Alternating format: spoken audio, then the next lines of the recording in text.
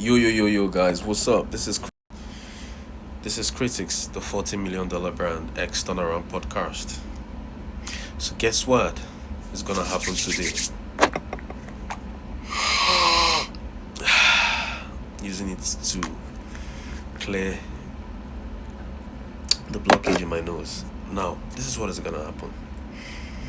So I've been reaching out to some organizations who wants to, right from even the Nigerian African countries, who wants to sponsor people, especially back home in Africa, in Nigeria, wants to sponsor them in little business. I've been writing applications to them, seeking for the help in behalf of youth in Nigeria, because I see a lot of people with talent, businesses, startup, but there is no more finance to push them.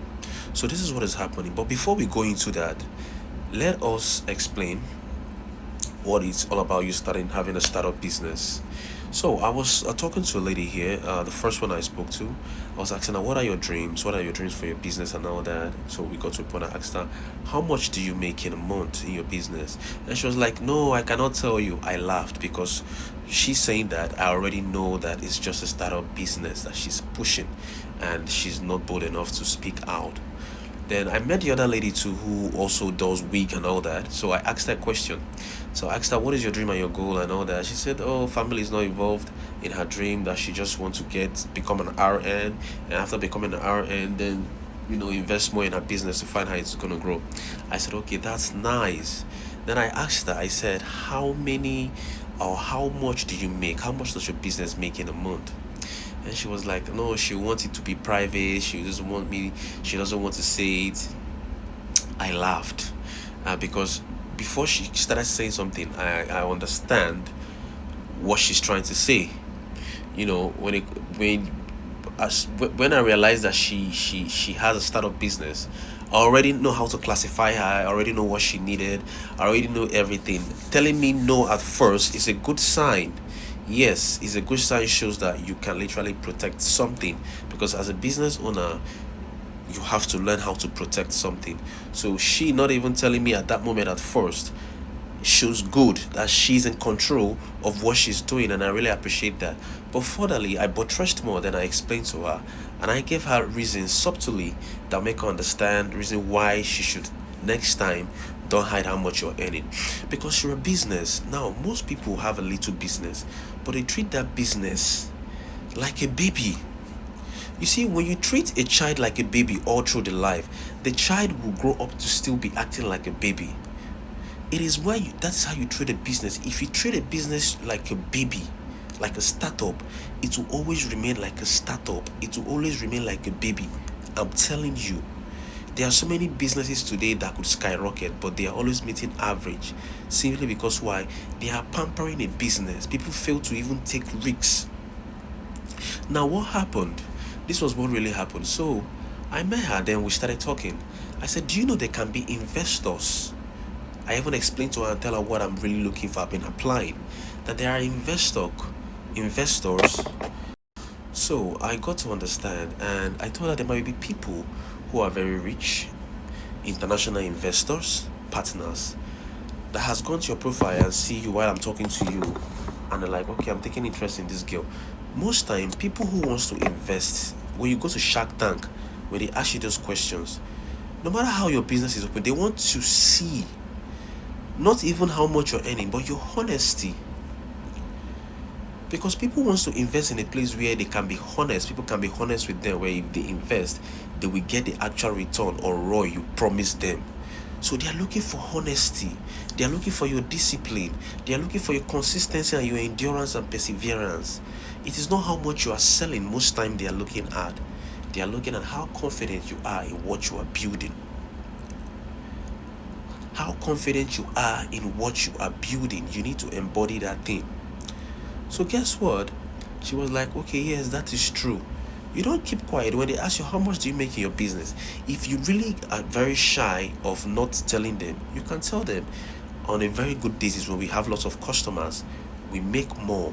But on the days we have little commerce, we are short. A person who is interviewing you would understand and know that this is how I can place this person. This person is not making. There is a category of range they place little businesses, whereby they know there are some banks you will take your little business to go to borrow loan. They will not give you that amount of loan you are deciding. Why? Because they already know how much your little business can be making between 1 month. They know. So it's either they will tell you, you know what, I cannot give you this amount, I can only give you this little amount. Because also there is also borrowing risks. People don't understand this thing. They are borrowing risks. So what happened, I explained to her, then I asked her, do you have a website? She said no. I said, now this is the problem. You cannot have such kind of a business and you're saying you don't have a website. You don't have a website. That is wrong. One thing people fail to understand is, and I've noticed this about businesses, they don't put effort in owning a website. Because why? They are so used to Emeka will come and buy for me. I will travel to Akure through God is good logistic and give. Most business in Africa is always thinking about just only that environment that they are. They don't even think about, let me push to other states, other African countries, other nations. And how can you do that? You might not physically be able to have branches all over the world, but you can have a website that people can click into. You can have traffic. Do you know how easy for 1,000 people to come online and buy from you than 1,000 people coming to your store? You are going to do delivery through moto. Do you know the stress? You cannot even do 1,000 deliveries a day. You cannot do that. So in 2025 going to 2026, as a little business owner, one thing you must understand is to have a website for whatever you are selling or whatever you are doing. Own a website. That is your mobile store to reach out to the world. Adidas doesn't just have branches in Dubai, in Qatar, in Oman, in America. Despite they have branches almost everywhere, just like Starbucks, they still have an online website. It can be one general online website or two general online websites, but it can reach how many billion of people in this world. Don't underrate the power of having a little website for your business. I am telling you the facts. I can have somebody far away, I'm in Code Cameroon, and I see somebody's product I want to buy in Nigeria. If that person doesn't have a website and I want to make a direct order, I have to start calling, chatting, you have to go and do it, I will change money and all that.